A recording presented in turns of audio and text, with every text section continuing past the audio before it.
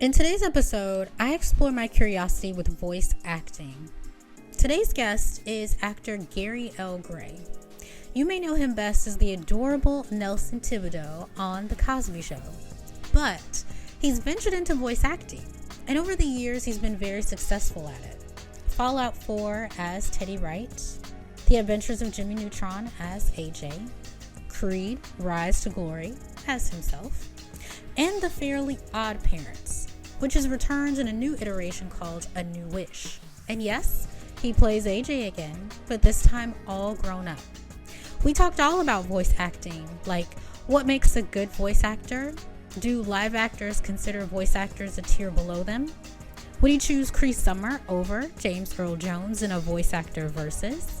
And he challenges all creators to think of their project as future voice acting projects instead of just live action. Good challenge, right? So let's get into my curiosity. What's up with voice acting featuring Gary L. Gray? Hey Gary, how are you? I'm well. How are you? I'm doing good. What's new with you? Man, oh, geez. This has been that's a loaded question. This has been a year of a lot of new ventures and reinventions and a lot of things. So a lot is new for me, actually. But on the career front, I guess you would say, man, I have Fairly Odd Parents just premiering on Netflix, Fairly Odd Parents: A New Wish, which I got to come back as AJ, which I'm so hyped for. That premiered on Netflix November 17th, I believe. So definitely go watch that. It is number one currently at the time of this recording. So when it comes down to, I believe, animated shows or children's shows. So let's keep it up there, guys. Let's do that. On the other side of the coin, I have been hard at work with my production company and creating a couple of things. So have a lot of stuff on the horizon that we've been really working hard at for the last, I'd say, year strong. But yeah, very excited to reveal some stuff, really soon and start talking about some things. But that's pretty much what I've been on is doing the acting work that I can while making sure that I have my hands on all the stuff that I'm creating with my team. I'm so glad that you brought up this new iteration of the fairy. Oh my gosh, I can't even get it out. Fairly Odd Parents. The Fairly Odd Parents: A New Wish. Sorry about that. Still loading on the braces sometimes. Oh no, you're fine. Oh my you're gosh. Fine. And so I have you here because of all the things I want to talk to you about. I want to talk to you specifically about voice acting. And so the fact that you've returned as AJ on this new iteration of The Fairly Odd Parents is so interesting to me because when you started as AJ, what year was that? What condition was your voice? And how has it changed now that you're AJ? Yeah, very good question. Well, I originally started AJ, I believe I was 12 years old, and recorded. This is my longest standing job, even before returning it was. And I recorded AJ for 16 years, just about. Not sure how many seasons that was exactly, but I know that my last episode was recorded, somewhere around 26 or so. And so it was just really one of those things where I was just like, wow, like I've been doing this through a couple of different stages of my life. So yes, I did have to sort of learn once my voice changed, how to react to that. I remember, I think I was about 17 and I came in after a pretty lengthy hiatus we had. And I walked into the booth and was just talking on the mic. They were setting up my mic, and Butch comes in. Butch Hartman, the creator of the original Fairly Odd Parents, he punches in on the booth and he says, "Hey, Gary, we're gonna have to play you a reference since you're a man." And it was just like, and so I had to sort of really kind of relearn things to do in order to reach AJ. but I eventually was thankfully able to do that. And now that I've returned as AJ in Fairly Odd Parents and New Wish, the character has actually aged up. It is actually grown up AJ in this iteration. However, I do have, I would say a good middle ground between what we know as AJ and what he could be as an adult. So I hopefully reach that well. Got it. Mhm. So let's just define voice acting. What is it? Voice acting is acting. That's first and Okay. foremost. What the point that I always preach, especially on my social media, is that voice acting is acting. We, I guess, characterize voice acting with projects that do not feature any live action or feature a mix of live action, right?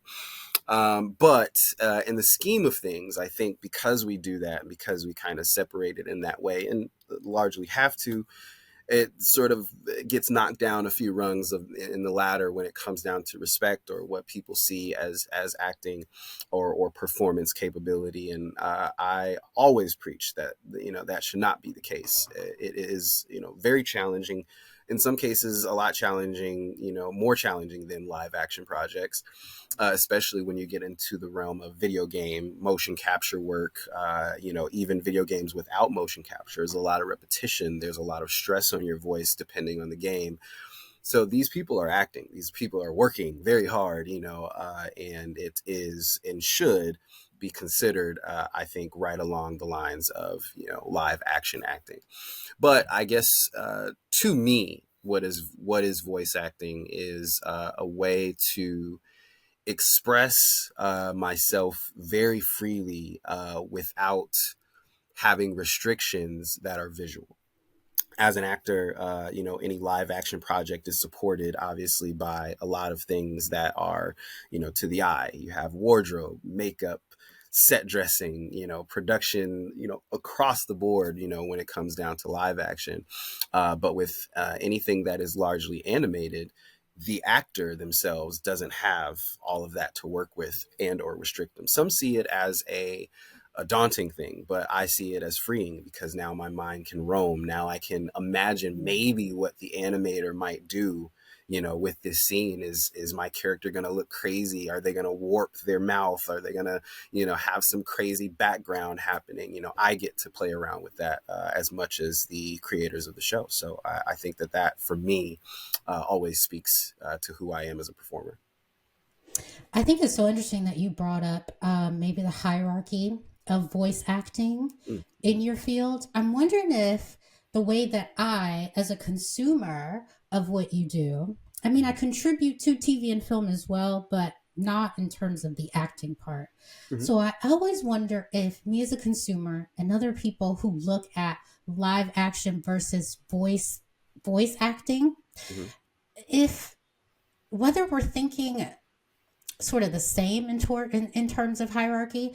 As consumers, I've seen people, particularly on Twitter, Mm-hmm. say that voice acting is sort of a lower tier Mm-hmm. of Yeah. live acting, and I totally disagree Mm-hmm. completely. Yeah. They're either the same or voice acting is more challenging. Mm-hmm. It opens you up or frees you up Yeah. to as you said, express the character without any sort of visual restrictions. Mm-hmm. And so, in your field, you as an actor, you in this community, Mm-hmm. do other actors believe that voice acting is a tier below live acting?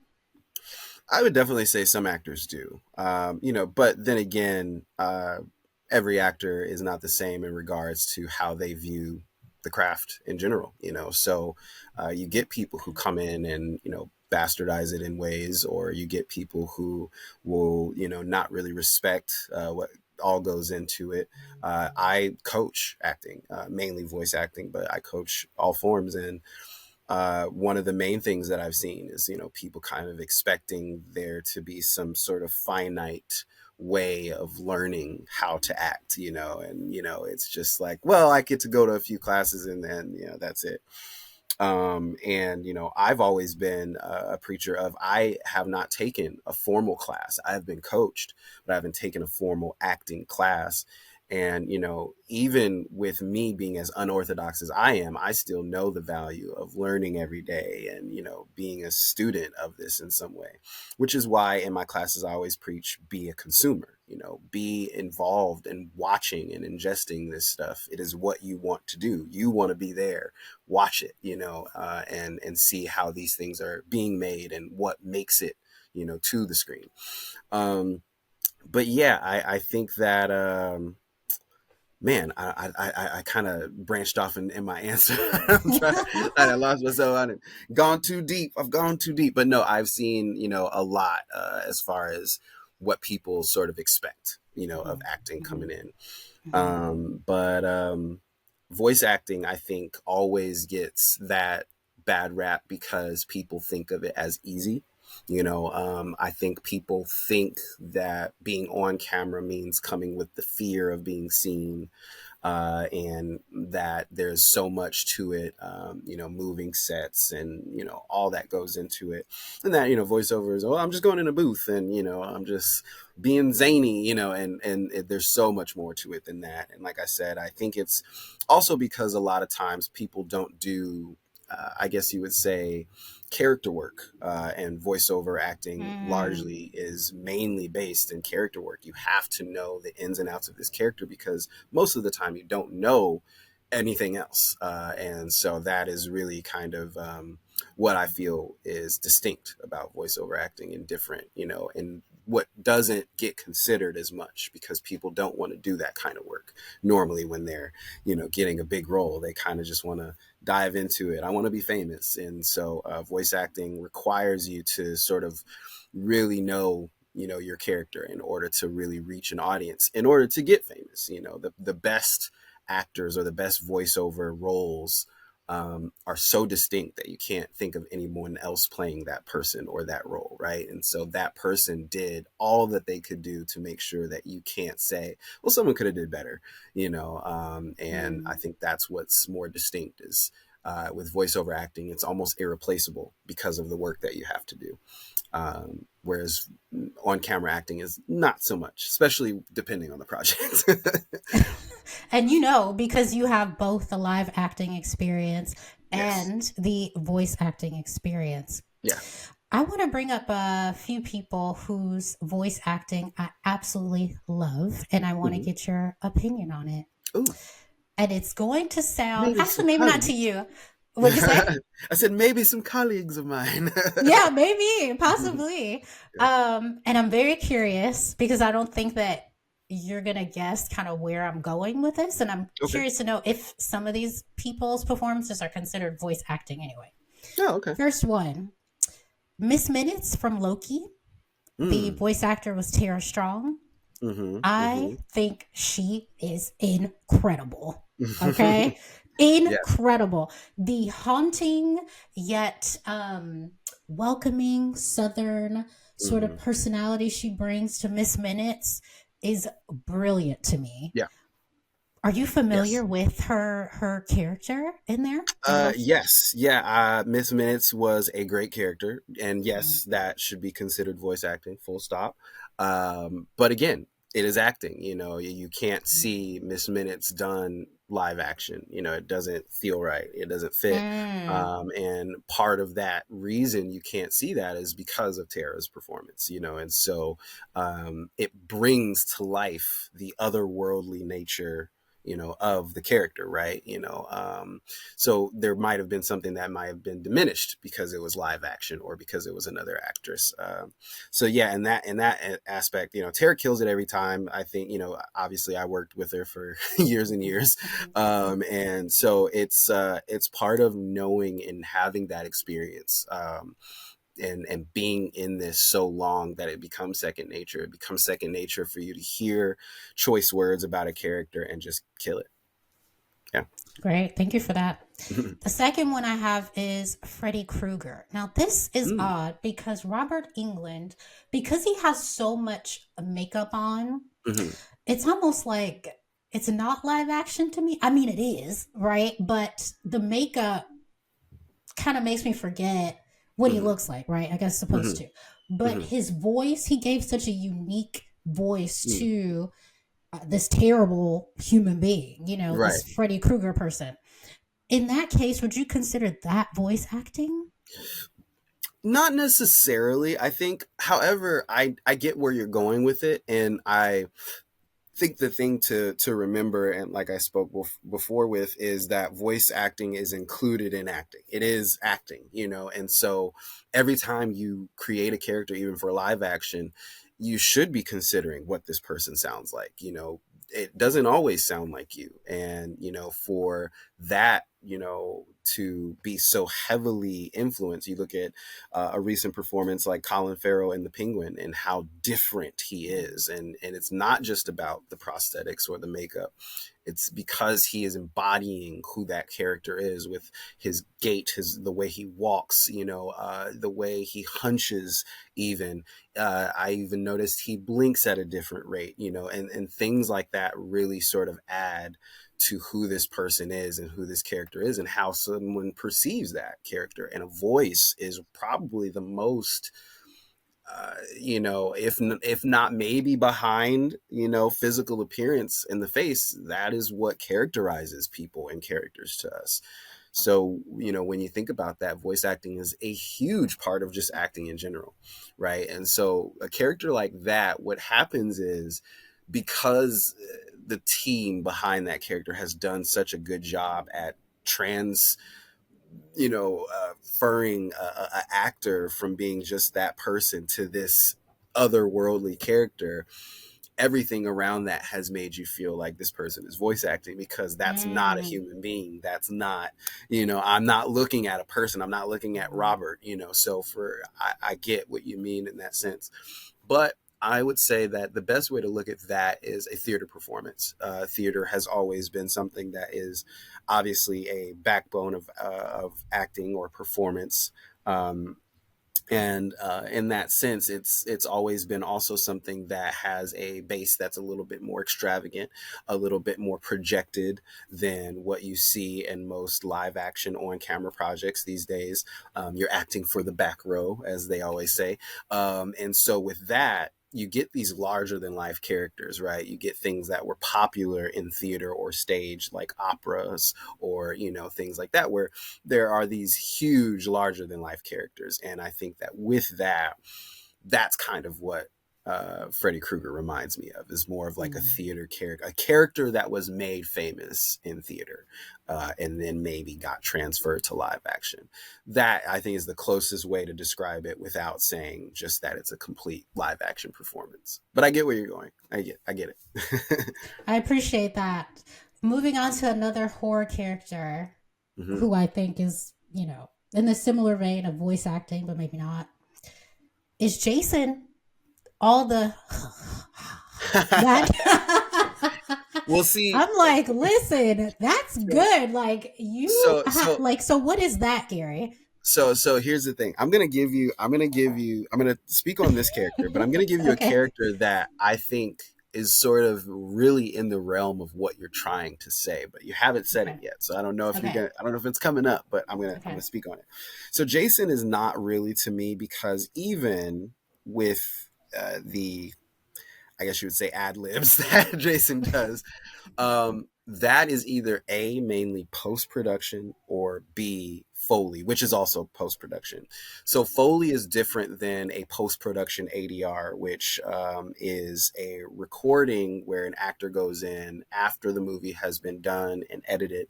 And they, for instance, say, oh, you know what? There's a plane in the background on this line, and we need to get this line again. So we got to go in a studio. We're going to play the film on the screen for the actor, and they're going to try to match it as much as they can, saying this line, and boom, we're going to splice it over, and it's going to sound better because they're in a studio. Usually those sort of sessions are also reserved for things like what you hear in the Jason, because essentially that's not Jason speaking. That's kind of more his soundtrack. That's his aura, So that is probably, three kids in a studio breathing into the microphone after the movie is done. So I wouldn't consider that role. I definitely think Freddy is more of a sort of pin where you're going. But a character that I think absolutely nails where you're going is Ghostface of Scream. So Oh, yes, because explain. you don't see this character, but essentially their phone voice is this vocoder, right? It's this That's good. character. We know this character as Ghostface, even though it's been 7 different people, or I don't know, at this point it's probably like 10. But with that, you know that is a distinct voice. So that actor who is that vocoder thing, that is a voice, that is a voiceover performance, and that physical character of Ghostface is better because of that performance. It meshes with that performance. It is married to that performance. You cannot have one without the other. If Ghostface, the face, did not have that voice, it would not be as famous, and so on and so forth. So that is a performance where, yes, that is a voiceover artist that is embodying a physical presence that, you know, is live action, but it is a very clear voiceover performance. That's good. Ooh, that's good. Okay, I never thought of that. And Mm-hmm. then thank you also for introducing Foley artists, and particularly what can be done in the post production Right. process. Yeah, and that's ADR. Um, I didn't even get into Foley. Sorry. Foley is actually just the effects of okay. the after movie. So the ADR sessions really capture everything that's said, you know, whether it's background people in a school or whether it's a distinct line from an actor. Then after that's done, you go into Foley recording, which is, you know, if people are walking on sand or gravel, the crunch that you hear, they go back over and they have someone that's, you know, on their hands doing it, you know, as if they were feet, you know. And these are, you know, well-paid Foley people, and you know, artists that make the movies what we see today. And you know, every film has a Foley artist now. A lot of stuff is definitely digital, but they are definitely, you know, still utilized a lot, especially Okay. when it comes to lower production costs, you know, movies and sets, you know, where the budget might not, you know, account for everything being digitally put in. You know, you have to have some old school ways. So I think Foley artists will be around for a very long time. Yeah, I can see that for sure. Yeah. Thank you for that. And the last one in this series, uh, it's the incomparable Regina King and her Mm. performance as Riley and Huey in Oh, the Boondocks. Very definitely. obviously voice acting, yes. Yes. But for Yes. me, it's like this woman Hmm. taking on, or not taking on, how do I, what's the word, Gary? Creating? Yeah.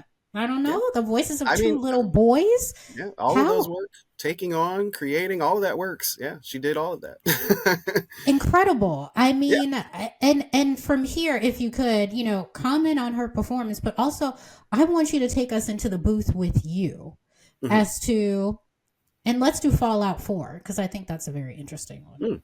Hmm. Take us into the booth with you as to how you're creating this voice for Teddy Wright. I think that's his name. Yes, yes, Yeah. Teddy, Teddy the Doc.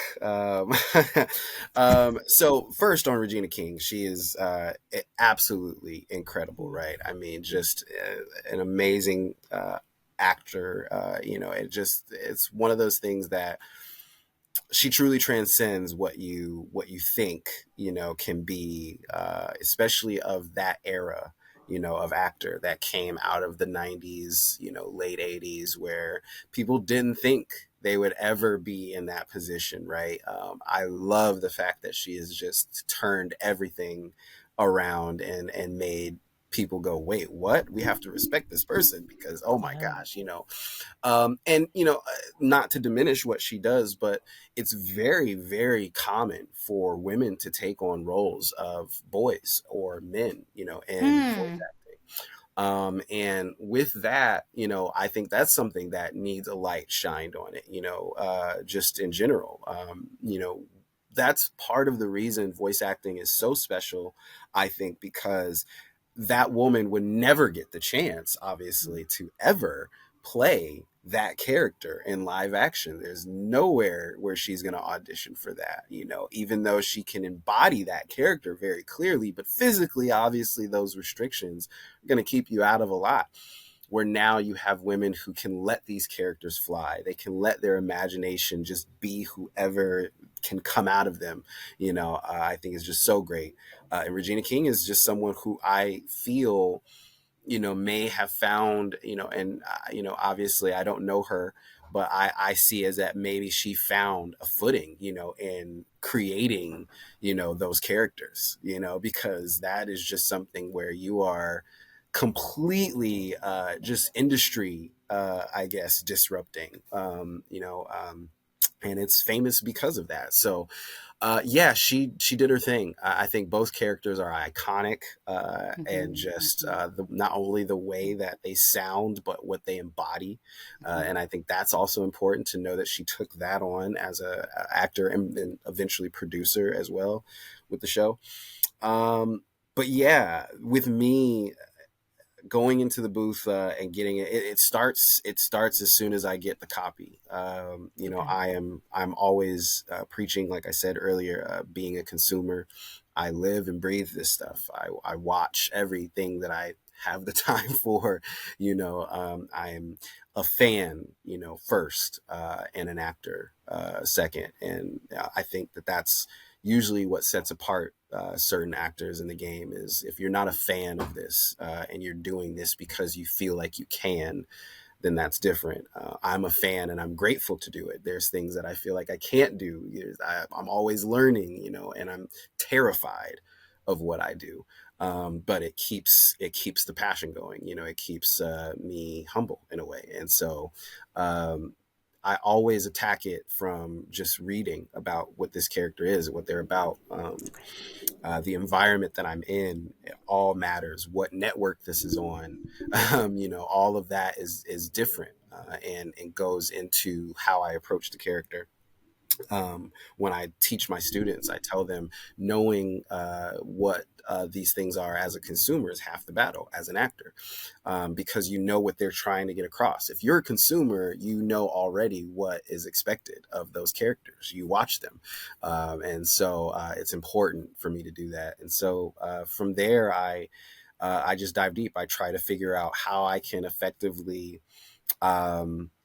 I don't know, speak the language of this character to the demographic that it's targeted at, and with Teddy, I didn't know actually that it was Fallout until I got in the booth, because it was, super top secret, and Fallout was even bigger than it Wow. was now. I think now it's big because of the show, but back then, that game was highly anticipated because they had just come off of Fallout 3. I believe New Vegas had just dropped, and it was very anticipated, and so it was one of those things that was kept super top secret. So I walked in, and he's like, the director, do you know what this is for? And I'm like, nope. So I didn't get to do as much as I would have liked in regards of really sort of searching for the character. But luckily, when I was there in the booth, I was given ample time to really kind of dive in. With Teddy, I oddly enough, I based him off of an uncle of mine, and really just kind of knowing who he was to the characters in the game. This sort of point of contact, this familiar person, this healer, a person that you can go to for information. When I look at that, it starts to form who this character is. I know people like that in my life who are the people that I might not see all the time, but I know that if I called them up and asked them for advice, they'd give me a warm welcome. What does that character sound like? How does that feel? How does that make people feel being able to interact with it versus just watching it? You take all of that into consideration. And thankfully also I am a gamer. And so I also know, playing certain games, what emotions are valuable, as a consumer. What does the performance make me feel like? And in turn, does that make me want to play more? Does that make me stop and go, oh my goodness, I have to take a break? I look at those reactions as a gamer and consumer and say, great. How can I achieve that now as an actor on the other side? What can I do in order to make that person feel like if I went away or if my character died, would they be sad? Would they miss that character? All of that, and I have to do that in a split second, So, yeah, in certain cases, certain things that you're a part of definitely are, how do I put it, different in your approach. But that's specifically, you asked about Teddy, and that's what I have for Teddy. Yeah. Sorry, Is I there? apologize as well because you might hear a newborn in the background. My Oh, sister-in-law just had her newborn, so she is very hungry, it seems. But it's just in case you hear. actually, I couldn't hear the baby until you Okay. said Okay. something. Cool. Cool. Cool. I just wanted But to make sure. congratulations, Uncle Thank you. Thank you. Gary. Thank you. Yes. Yes. I'm actually uncle and goddad, so I Oh have my double gosh, duty. Yeah. amazing. Yeah. Amazing. I'm But big yeah. auntie over here, so Hey. I love uncles and aunties all Oh over, yeah. We okay? know. We know. We unite. Yes. Yes, united. Right. So, is there any particular voice acting performance Hmm. that challenged you to your core that you Mm. want to share? Of mine or of someone Yeah, else? of yours, of yours. Have you gotten Mm. that role yet or not yet? So I have, Okay. but unfortunately, due to a very strict NDA, I cannot talk about it. So I would Okay. say, yeah, I would say that that role definitely had taken me to new heights as a performer for sure. And the project that it is something that I'm, very passionate about. And yeah, I'm searching for things that I can legally say. Okay. But, really, I think that with that project, it really gave me a chance to do something that I wanted to do from the Mhm. outset, and it's different when you're an actor and you get something and you say, "Oh, I can tackle this character." I can is different from I want, and so I think that largely 99% of an actor's career is I can. We get the material, we do it within the best of our ability. I can do this, and there's a small percentage of things that come across our desk where we say, "Holy flipping cow! I can't wait to this is it. I can't wait to sink my teeth in that." And I thankfully have gotten that, and it just again, it's just something that challenges you in a way where you get to find different.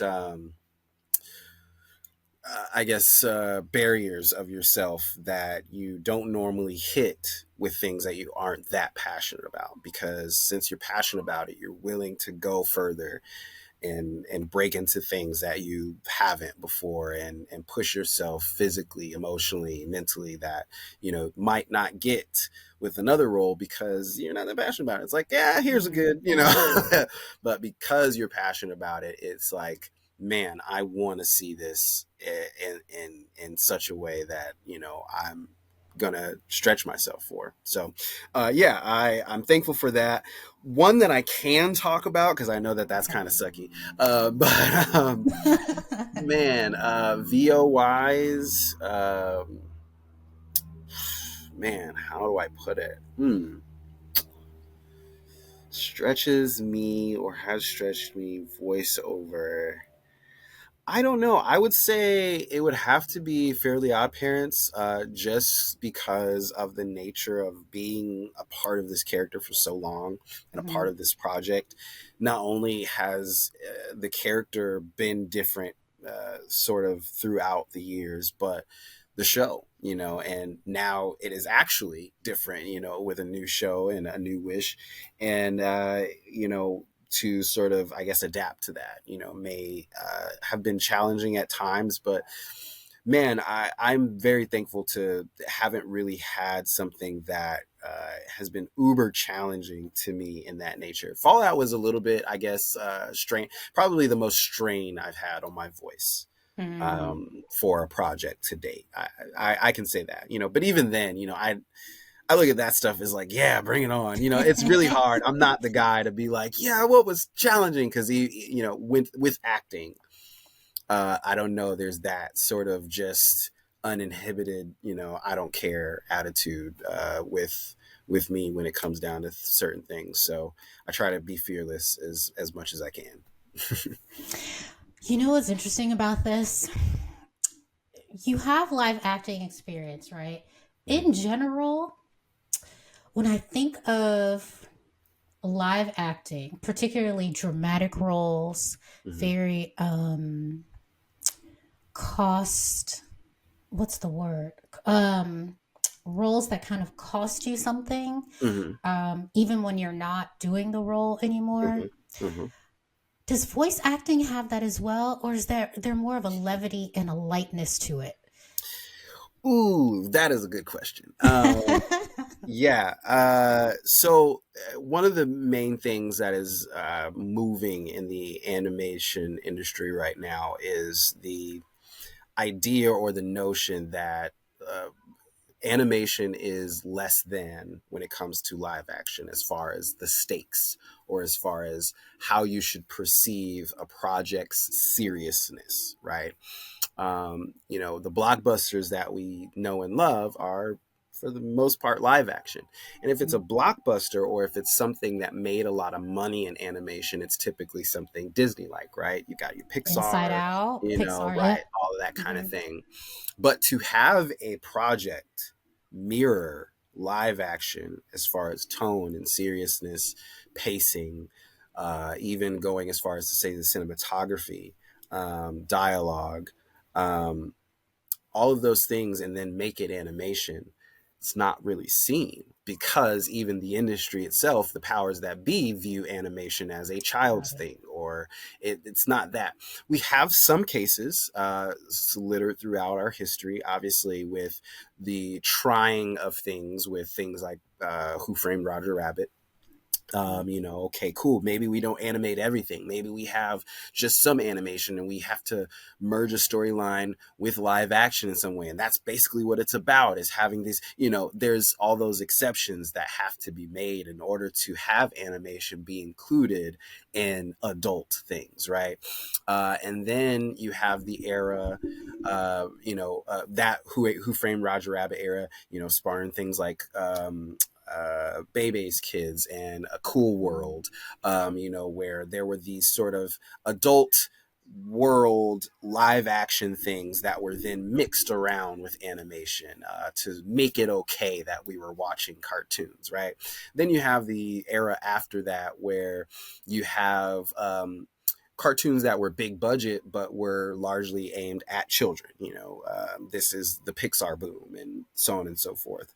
And then after the Pixar boom, you have the raunchy animation boom with, you know, starting with obviously Simpsons, Family Guy. Those are the old heads, but ending with things like Big Mouth and Bob's Burgers, BoJack, you know, all of these things that sort of have adult situations in animation, but they're still not realistic. They still have that comedy flair to it, that animated flair to it, where you don't take it all the way serious. And the industry is afraid of having animation be taken as a serious sort of art visual form.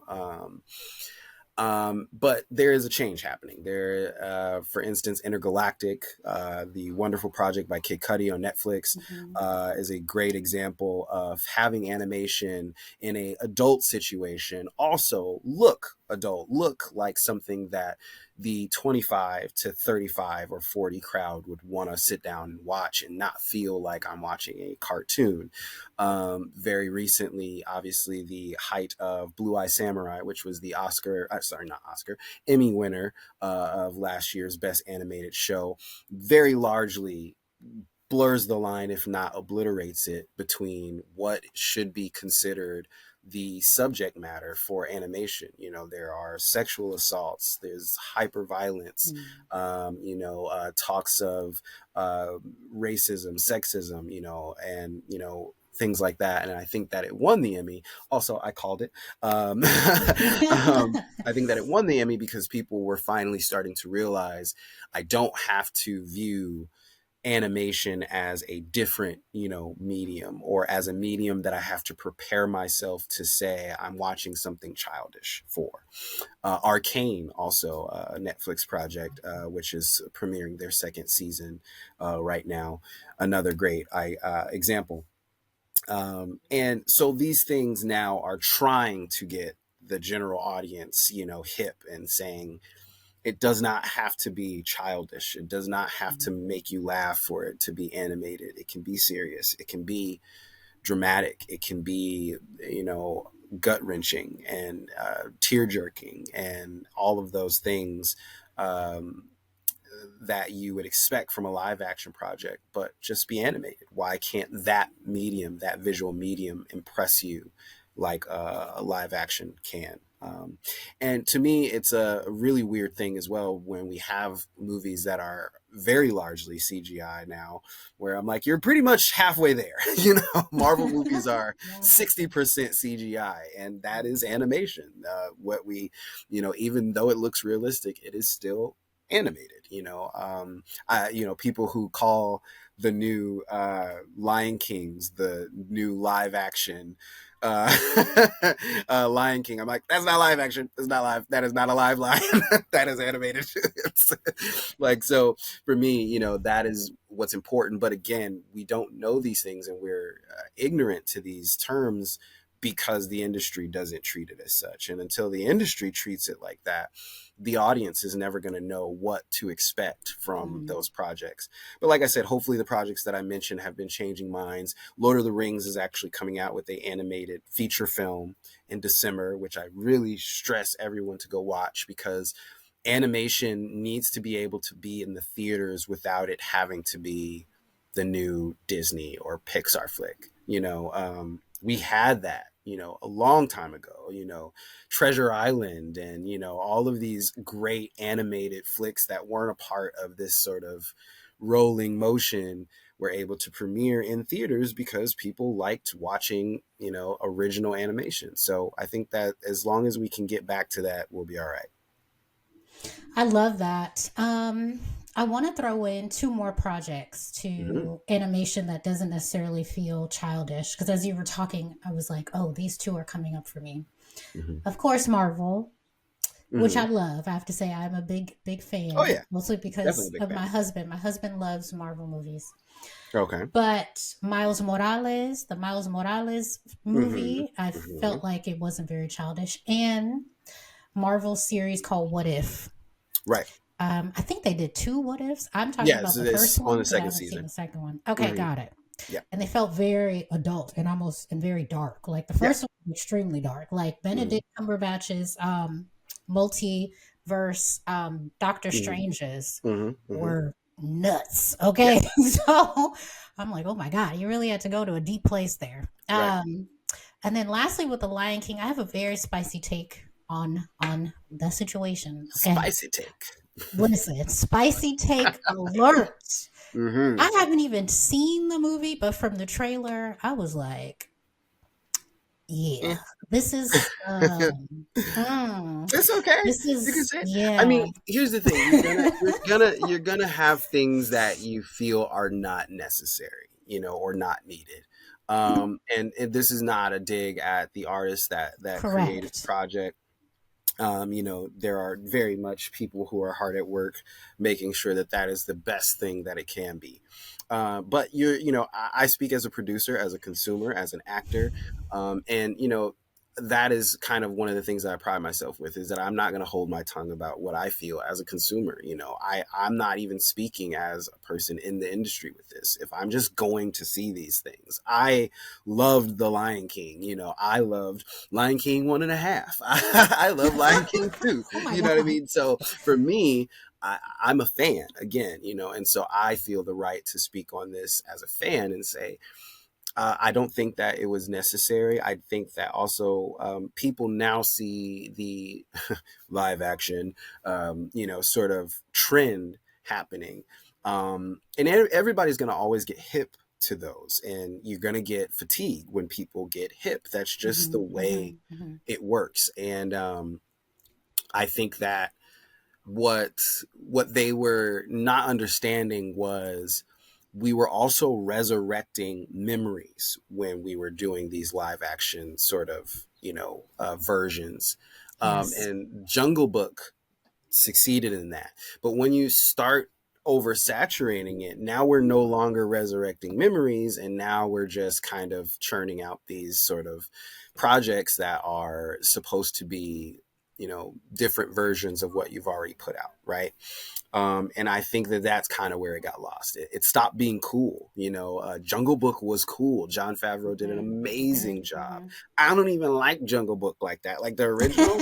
And like, you know what I mean? And I loved that, that take. And I think that that is kind of what is the matter with the sort of industry at its core right now, is that, you have people in charge that see a good thing and sort of just run it into the ground and just take it. And there's no creativity. There's just simply, wow, that made money, let's do it again. And I think that there's no risks or anything like that. And, that's why you get what you have today. But that is, you are not alone in that take, for sure. Yeah. And I want to add one more thing about that movie, because here's the thing for me. I think because of that particular iteration of The Lion King, I started to have more of an appreciation for voice acting, because just like in live action, right?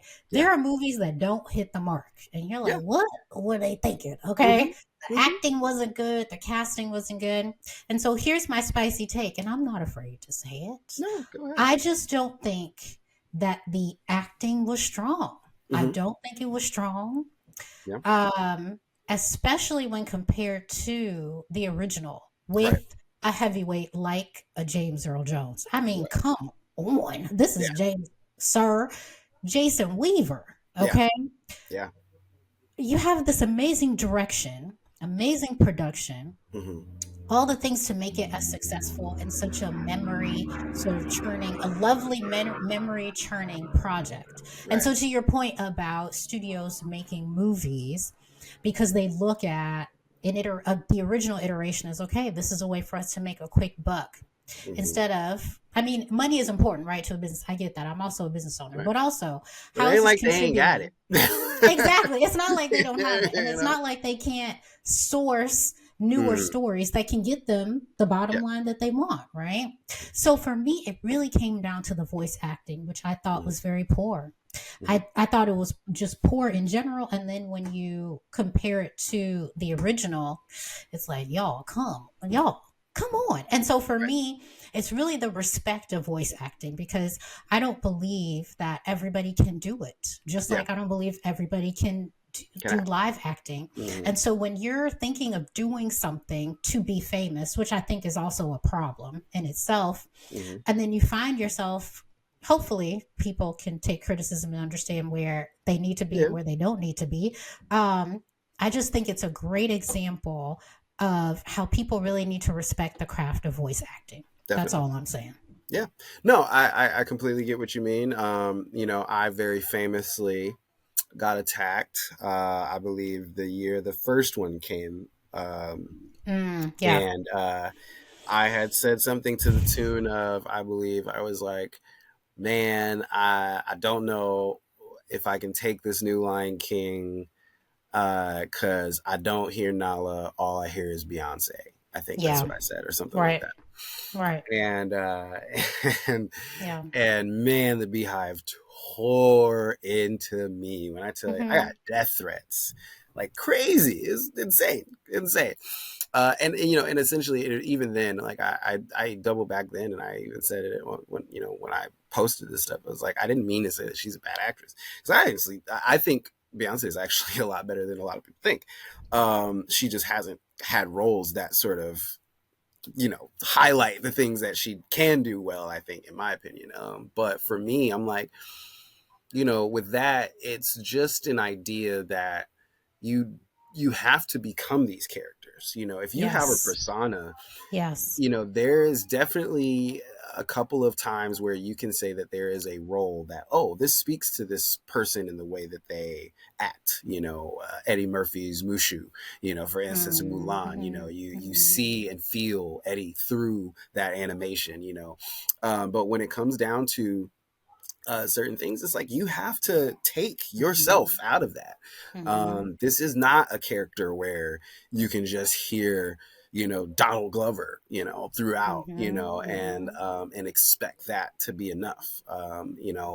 You are capable of doing this in live action, so it's got to come through, through the mic. I tell my students all the time, I say, you know, take this as you're handicapped. You are a handicapped actor. You have your hands tied behind your back because no one can see them. You have your face under a mask because no one can see it. You know, you don't have your hair done. You have on a hat. There's nothing. There's no tools that you normally can use that you know have at your disposal. You don't. So for me, I'm like, yeah, I think that that is kind of what people don't realize is like, oh, I have to really be colorful just through my voice. I have to do things with my voice that normally my hands do for me, or normally this wardrobe does for me. And yeah, that might be a time where you felt that they didn't sort of rise up to that occasion. So Yeah. hey, I'm all with you. There are definitely times where I feel like, yeah, there is something missing, you know, or this is not quite, you know, living up to my expectation. But yeah, that is definitely a good, what do you call it, example. So we're gonna wrap it up in a little bit. You have been live acting, voice acting for a really, really long time since you were a Mhm. little tyke. But I Yes. do want to take a moment to acknowledge some of the people who came before you Yeah. in a fun little game called Voice Actor Versus. So Ooh. Voice Actor Versus. So all it What is is that? I am going to pit, okay, one Okay. voice actor against another voice actor, and you're going to have the very, very hard job to Okay. pick one over the other. But Oh again, this no. is all props to people. This is not anything malicious or anything. Right, right. It's a Of way. course. It's a Of way to course. introduce or reintroduce people to some of the favorites in our Black Yeah. community in voice Yeah. acting. So, are you ready for voice actor versus? No, but yeah. All right, Gary, here we go. All Here we right. go. All right. Let's do it. Phil Lamar versus Gary Anthony Williams. Why are you I doing that? know. I'm Like right out sorry. the gate. That's Right out the crazy. gate. Yes. Phil Lamar. And for some people, I'm just going to give you one credit Futurama, Gary Anthony Williams, Uncle Ruckus from the Boondocks. Which one you taking, sir? I'm gonna have to go with Phil. Ooh. Just because he has, you know, done a lot of projects that I am just, you know, enamored with. So he's one of my goats. Yeah, I'm gonna go with Phil over that. No, Okay. no shade to Gary Anthony. No, God, Not it's at all. Not at hard right all. out the gate. I All right. know. I know. I'm so sorry. Okay. John Witherspoon versus Mm. Bill Cosby. Now, John Witherspoon, because John Witherspoon was in Mm-hmm, the Boondocks, of course, and then Bill Cosby because Fat Albert. And Fat mm-hmm, Albert is mm-hmm. considered to be the first animation with an all black cast. So, which one are you Incredible. choosing? Mm.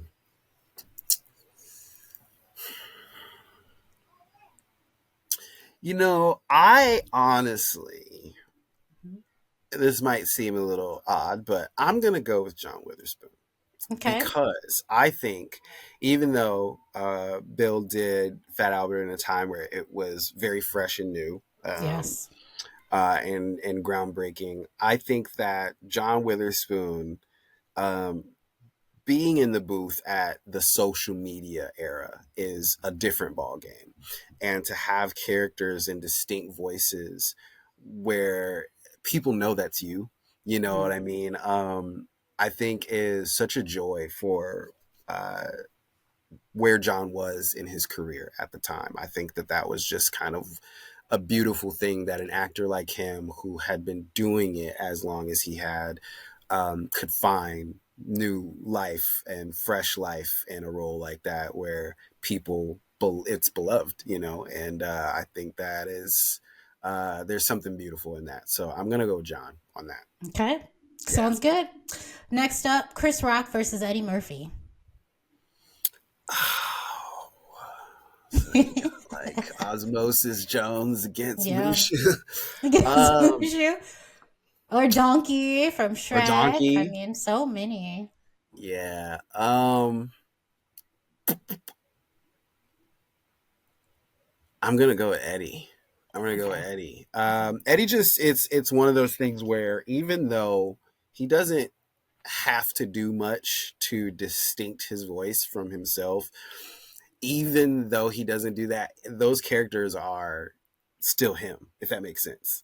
Like, you know what I mean? Like it's still you get like, oh, that's very distinctly Eddie, but they're all different. I don't know. It just he has a weird way of doing that, where it's him, but they're all very special and unique. Okay. I like that one. I agree with that one. Two hmm more.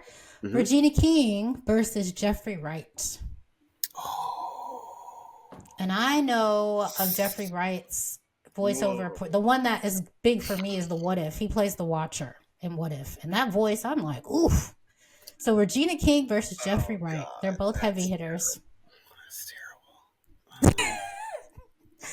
I know. I'm so sorry, Gary. Again, I'm gonna go personal, and I'm gonna go with Jeffrey. Okay. As much as Regina King is an icon, in this realm, Jeffrey has done things that are very close to my heart when it comes to VO. So I'm gonna go with Jeffrey Wright. Okay, very good. I agree with that one. Last Yeah. one. And this is gonna be hard, okay? Okay. Cree Summer versus James Earl Jones. Oh my gosh. And I think they are in the same weight class because of how incredible and long their resumes are. Yeah. Rest in peace, James Earl Jones. But yes, Cree Summer versus James Earl Jones. Who you got, Gary? Are we talking like entire career or just voiceover career? That's Voiceover career. Voiceover voiceover career. career. Okay. Yeah. All right. I'm gonna have to go with Cree. Ooh. Yeah. Oh, Cree. wow. Me and Cree are. I love her. I worked several times with her. You just kind of don't really get a scope of what she has touched and not only touched but influenced. I mean, I can't count on all of my appendages and toes and all that what characters I know for a fact have her written all over them, even if they didn't get her, they wished they did, and then Mm-hmm. that actress came in and did, the best Cree that she could do, and is probably great at it and fantastic, but essentially it's like everything trickles back to just one of the most prolific actresses just of all time, and she just doesn't get.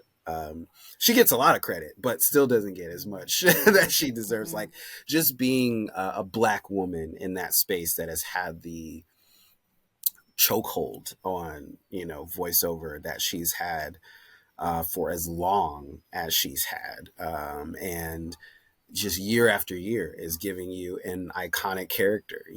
Who can say that no matter what you watch or play, I've done something in or around. It's just insane what I think she's over something like 1,500 characters now. And I love Star Wars is near and dear to my heart, and I love what James has done even outside of Darth Vader. And but I don't think in the voiceover. Now, if you include live action, then we can maybe talk.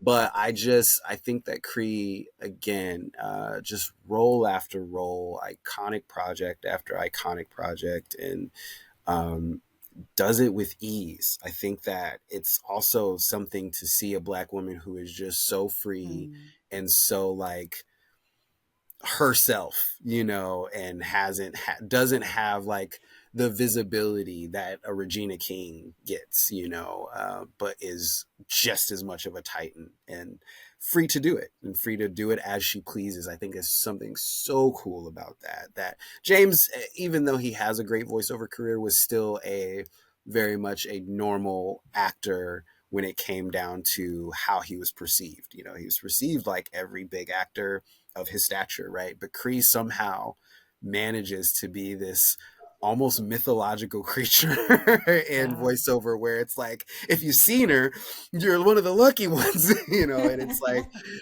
she's like a rare Pokemon, of sorts. So I think that alone is just great, to have somebody so untouched by what could have been, and she just gets to be whoever she wants to be. Yeah, I'm gonna always pick Cree. Always. Okay. I know that was hard. I appreciate you so much Yeah, for no, that was a playing good into one my though. game That's a good of game. I voice like actor. that. Thank you, voice Yeah. actor versus. Mhm. So we're gonna wrap it up. I just want to thank you so much for joining this episode. Thank you so much for offering your experience in voice Of acting course. and contributing to such a beautiful art. And it seems like, again, even though you've been famous since you were a little one, you just seem to be so grounded and actually care about the art. And we need more people like you. Yeah. So, is there anything you want to add about voice acting at all? Mm. Oh man, just respect it. Open your mind to it. I think that even performers, I get so many asks by people who are mainly live action, and they come to me, oh, how's voice acting? Yeah, man, you be doing that voice acting stuff. Like, what? I want to be. How do I get into And it's like, for the most part, people are so scared of it. And again, I told you, I spoke with you about it. How I am terrified. It's a different kind of scared, though. It's that wanting to do more, but people are really scared of being seen in a different light. Or even some of my students, the main thing when I'm coaching is that I always have to get people out of their shell. Doing character work, you can't be scared of how you sound or make yourself feel weird or feel like, oh gosh, I don't like how my voice comes across, and you can't do that. You have to get rid of all of that, and getting people to get there is usually the biggest thing when I'm coaching. And I look at that in normal consumers, and people who are just sort of afraid to accept voiceover the same way that live action is accepted, because of how they are perceived. Does it make it look like I watch cartoons? Does it, why would I like this over this? Or why, am I weird by saying that drawing or that cartoon is a little attractive? Like, you know what I mean? People are very weirded out by the emotions that Mm. animation can make them feel. And they think that it should be only reserved for live action. But I think that people have to understand that voice acting and animation as an industry is something that we desperately need. Not only for the demographic that people think that it's for in children, but for adults. We are so conditioned to watching the things that we feel we are supposed to watch, even just regionally, culturally, and the one thing that we don't need is another barrier of what we feel is okay to consume as an adult. And I want people to be open with that as much as we're open to all walks of life and cultures and things like that.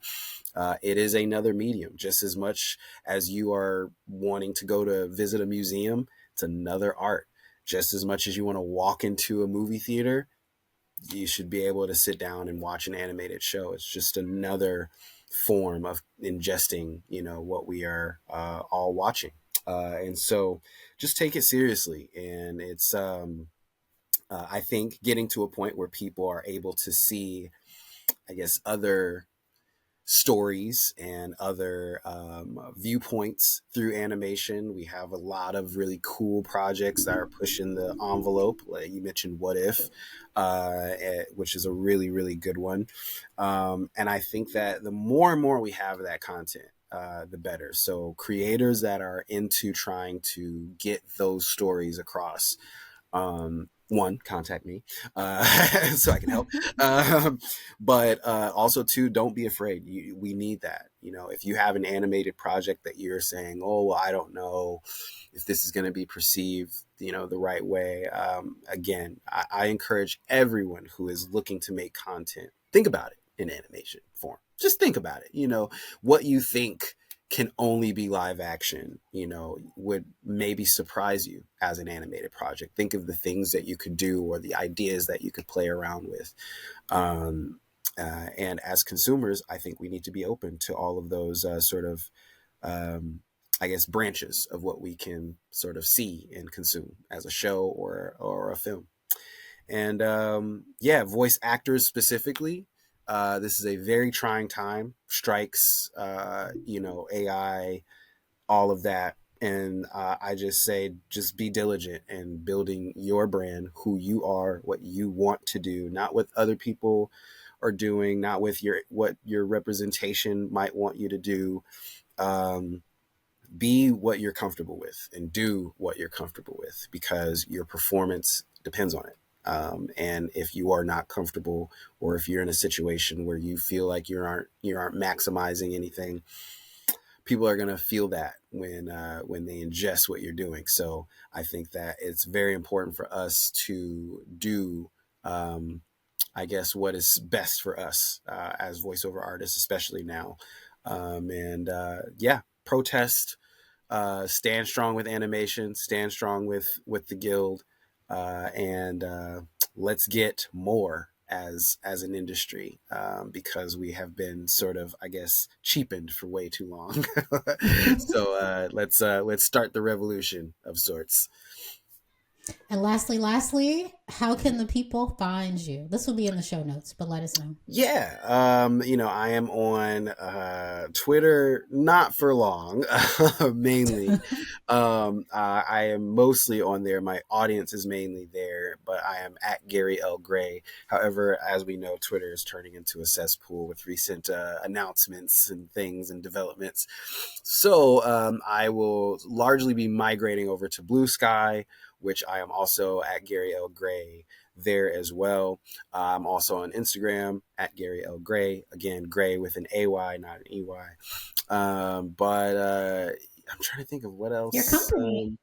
My company, yes, Gray Skies Entertainment. We are hard at work. Right now, we don't have a website because I am waiting. I am very much a perfectionist, and I don't like to present anything until it is absolutely the most perfect form of thing that I could have. So what'd you say? Are you a Virgo? I'm an Aquarius. Interesting. So a February Aquarius. So yeah, I am very much I don't like to show my moves until they're already done. Got it. So with that, we have been hard at work on our slate, like I spoke about earlier. For the past year, we've just been creating oh my God, amazing projects that, man, like I said, I can't wait to reveal. I can talk about one project that will be a animated project. And it is a werewolf story called The American Werewolves that I'm hard at work creating with my business partner, Brandon Jackson, which has been phenomenal. We've been working on this project for about 4 years, and just pretty much have kicked it into high gear. It's a very much sprawling mythological fantasy project. Think Castlevania, meets any other sort of fantasy project that you could think of. We've got every magical race, and it's all pretty much Black. So, oh my gosh. So, things that we are used to, we are sort of telling from a viewpoint of a culture that hasn't gotten to sort of partake in these stories yet. How would we view Dracula? How would we view werewolf culture or vampire culture? What would that look like from the eye of a culture that has largely been the reason why a lot of these things have been successful? You look at, vampire culture, and it's maybe not what it is modern modern wise if it wasn't for Blade, and we are always adjacent to things. And I've always been interested in looking at a standpoint from fantasy or sci-fi or genres that we don't really get to partake in, seeing what it looks like from a creator standpoint of our culture. And so that's what we've been cooking up. American Werewolves is really in its baby stage. I'm hard at work writing our first season, and we've got some character design work happening and things. So I will look to premiere those things as soon as they come and give people a taste of what they can expect. But largely, again, I'm very hush-hush about things, but that is one thing that I can say, that we are hard at work and nearing a sort of daylight of showing soon. So that's exciting. Congratulations to you and Brandon. Thank you. That's Thank exciting. You. Well, thank you again, Gary, for your time on this episode of the Curiosity Podcast. What's up with voice acting? It has been enlightening. It's been fun. And I just wish you all the best. Awesome. Thank you so much for having me. You are doing an incredible job. I always love, doing creators projects where they are, having a show that is very informative and features people who, are looking to further that craft or that profession. So I applaud you and thank you for having me on. Thank you so much to our guests for joining me, and thank you for listening. This episode was edited by Chase Parker, hosted and executive produced by me, Jennifer Brown, produced by Latrice Love, and distributed by Black Owned Productions. I hope you'll join me again on another episode. The Curiosity Podcast is a safe space to not only explore my curiosity of all the things, but yours as well. And together, we get to dig a little deeper as to why that curiosity exists in the first place.